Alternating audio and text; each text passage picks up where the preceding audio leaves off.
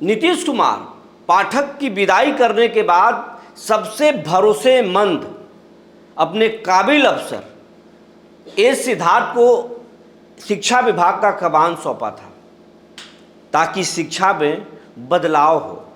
सिद्धार्थ जी स्कूलों को बदलने में भी लगे हुए हैं, शिक्षकों को इसके लिए फरमान पर फरमान जारी कर रहे हैं और वो हर कोशिश कर रहे हैं जिससे शिक्षा विभाग में चमत्कारी बदलाव हो। लेकिन जो जानकारी है वो तो कुछ अलग ही बोल रहा है। बिहार के सरकारी स्कूलों में 3 महीने से एमडीएम के पैसे नहीं हैं, पैसा खत्म और भोजन बंद है। और इधर जो मिड डे मील है, जो पीएम पोषण योजना के जो संविदा कर्मी हैं वो हड़ताल पर है और करोड़ों बच्चों के दोपहर के भोजन पर संकट आ गया है। तो क्या यही चमत्कारी बदलाव है? जी नमस्कार, मैं हूं विपुल कुमार और आप देख रहे हैं सूर्य बिहार डिजिटल न्यूज़।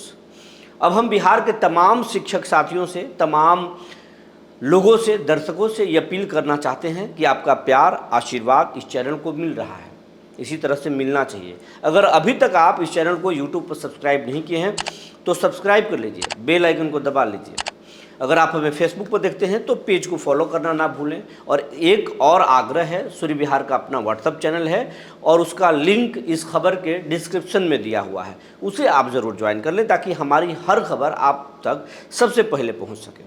अब आपको खबर हम विस्तार से बताने जा रहे हैं। बिहार में करीब 71,000 ऐसे सरकारी विद्यालय हैं जहां पर पीएम पोषण योजना, यानी जिसका नाम पहले मिड डे मील योजना था, वो चलता है और उसमें करीब 4 करोड़ बच्चे दोपहर में भोजन करते हैं। इससे बच्चों की उपस्थिति पर बहुत फ़र्क पड़ता है। बच्चों पढ़ाई तो करते ही, खाना की वजह से भी स्कूल आते हैं, क्योंकि बिहार में ऐसे बहुत सारे सुदूरवर्ती इलाके हैं जहां गरीब परिवार जीवन बसर करते हैं, खाने पर संकट है। और वैसे में स्कूलों में जो ताज़ा जो खाना मिलता है, पोषण युक्त खाना मिलता है, हालांकि उस खाने पर भी बहुत सवाल खड़े होते हैं, उस पर कभी हम किसी दूसरे वीडियो में बात करेंगे। लेकिन आज हम बोल रहे हैं कि ये दोपहर का खाना मिलता है और उस खाने के चक्कर में लोग स्कूल में बस्ता के साथ साथ, यानी किताब और कॉपी के साथ साथ बच्चे थाली लेकर भी आते हैं। हालाँकि अब स्कूलों में ही थाली की व्यवस्था है, अब लाना नहीं पड़ता है।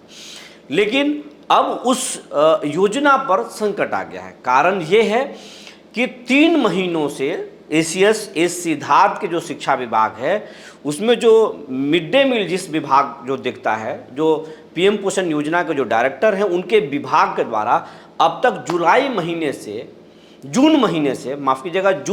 से मिड डे मील स्कीम के पैसे नहीं आए हैं। वो पैसे जो हेडमास्टरों को स्कूल के खाते में भोजन पकाने के लिए मिलता है, वो पैसे नहीं गए हैं।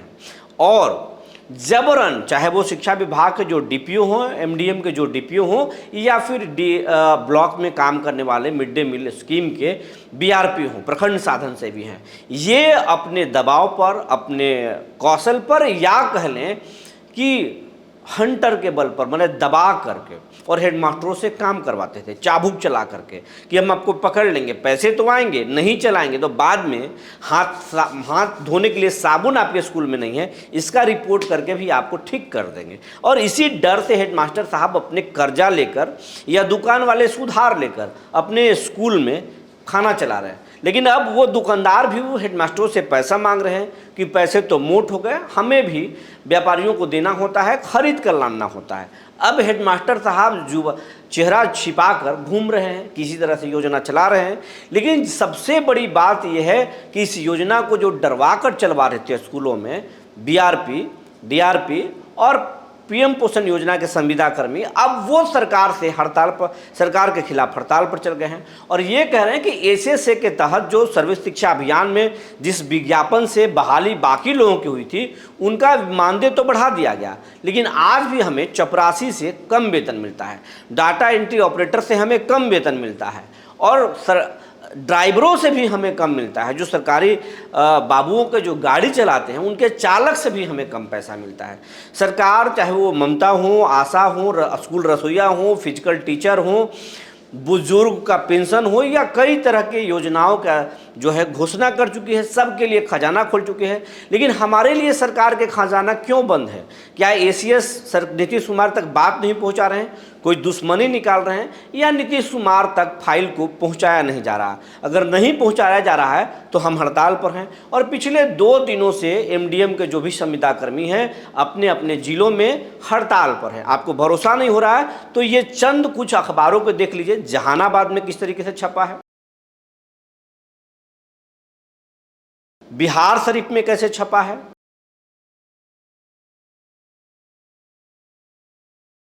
मधुबनी में कैसे छपा है।